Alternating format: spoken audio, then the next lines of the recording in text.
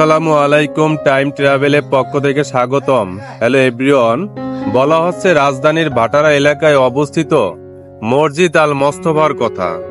ঢাকাকে বলা হয় মসজিদের শহর। এই শহরের অলিগলিতে রয়েছে নতুন পুরাতন অসংখ্য মসজিদ, কিন্তু রাজধানীর ভাটারা এলাকায় অবস্থিত মসজিদ আল মোস্তফা যেন সবার থেকে আলাদা। অনিন্দ্য সুন্দর এই মসজিদের অবস্থান রাজধানীর মাদানী এভিনিউ সড়কে ইউনাইটেড ইউনিভার্সিটির প্রবেশ মুখে এই মসজিদটির অবস্থান। এই মসজিদের একদিকে বসুন্ধরা আবাসিক এলাকা, অপর দিকে ইউনাইটেড প্রকল্প। সুউচ্চ বিশেষ ধরনের একটি গম্বুজ রয়েছে, যার রং সোনালী। গম্বুজ ও পাশে থাকা বিশাল উচ্চতার মিনারের কাজ এখনো শেষ হয়নি। গম্বুজ ও মিনারটি মসজিদের সৌন্দর্য আরো বাড়িয়ে দিয়েছে। মুসলিম সম্প্রদায়ের পবিত্র স্থান হচ্ছে মসজিদ। বাংলাদেশ জুড়েই অসাধারণ স্থাপত্যের এমন অনেক সুন্দর মসজিদ দেখতে পাওয়া যায়। ইসলামী শাসন ব্যবস্থা যত দূরেই গেছে, সেখানেই স্থাপন করা হয়েছে মসজিদ। সে হিসাবে ইতিহাসে মুসলমানদের শক্তির নমুনা প্রমাণ করে মসজিদ। ইসলামী শাসন ক্ষমতা হারালেও মসজিদ হয়ে আছে গৌরবময় ইতিহাসের সাক্ষী। এখানে দুজন পর্যটক রয়েছে, তারা এসেছে এই মসজিদটি দেখার জন্য এবং সৌন্দর্য উপভোগ করার জন্য। প্রতিদিন অসংখ্য দর্শনার্থীরা এই মসজিদটি দেখার জন্য আসে দূর দূরান্ত থেকে। নান্দনিক ডিজাইনের কারণে এটি এখন শুধুমাত্র মসজিদ নয়, পরিণত হয়েছে পর্যটন কেন্দ্র। দেশের বিভিন্ন এলাকার বিপুল সংখ্যক মানুষ প্রতিদিন দেখতে আসেন এই মসজিদের অপরূপ সৌন্দর্য। মসজিদের চারপাশে 4টি খেজুর গাছ লাগানো রয়েছে। এখানে রয়েছে চোখ জুড়ানো পানির ফোয়ারা। দর্শনার্থীরা বিমোহিত হয় এর গঠন কাঠামো আর চারপাশের সবুজ ঘেরা প্রকৃতির ছোঁয়ায়। এই মসজিদটি দেখতে হলে প্রথমে আসতে হবে রাজধানীর ভাটারা থানার সামনে, তারপরে অটোরিকশায় যেতে হবে 100 ফিট ইউনাইটেড ইউনিভার্সিটির সামনে।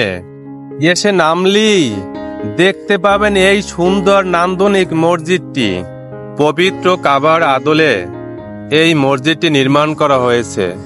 দেখলে মনে হবে যে মসজিদটির নির্মাণ কাঠামোতে কাবা শরীফের ছোঁয়া লেগে আছে। চোখ ধাঁধানো এই মসজিদের সবচেয়ে বড় আকর্ষণ হলো সামনের দিকে কালো রঙের মাধ্যমে ফুটিয়ে তোলা হয়েছে পবিত্র কাবার আকৃতি। দেয়ালে সোনালী রং দিয়ে লেখা হয়েছে আল্লাহর নাম এবং তার প্রিয় বান্দা শেষ নবী হযরত মুহাম্মদ সাল্লাল্লাহু আলাইহি ওয়াসাল্লামের নাম। এর সৌন্দর্য দূর থেকে অবলোকন করা যায়।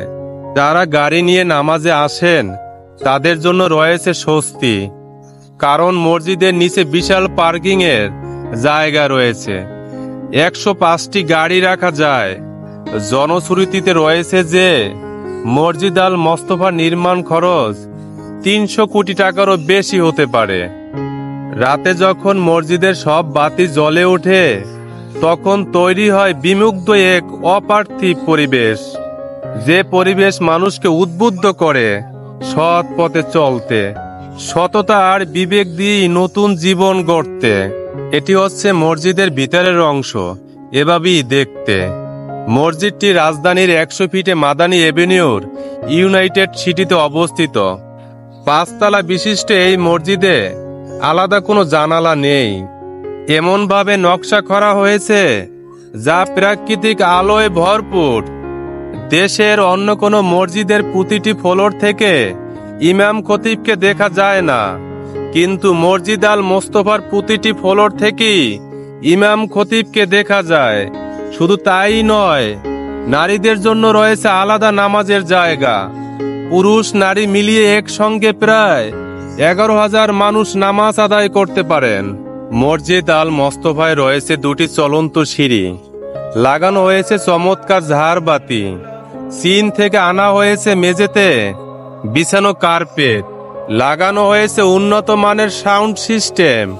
সেন্ট্রাল এয়ার কন্ডিশনের মাধ্যমে শীতল রাখা হয় এই মসজিদ। কত সুন্দর দেখতে!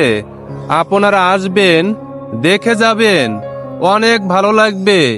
ইউনাইটেড গ্রুপের আইকনিক এই প্রজেক্ট মসজিদ আল মোস্তফায় বেশ কিছু ভিন্নতা রয়েছে। নামাজের কাতারে বেশ কয়েকটি বেঞ্চ রাখা হয়েছে, যা অন্য কোনো মসজিদে দেখা যায় না। কেউ ক্লান্ত হলে বসতে পারেন, আবার কেউ হেলানো দিতে পারেন। মসজিদের ভিতরে মিম্বরের দেয়ালের ডিজাইনও একই রকমের।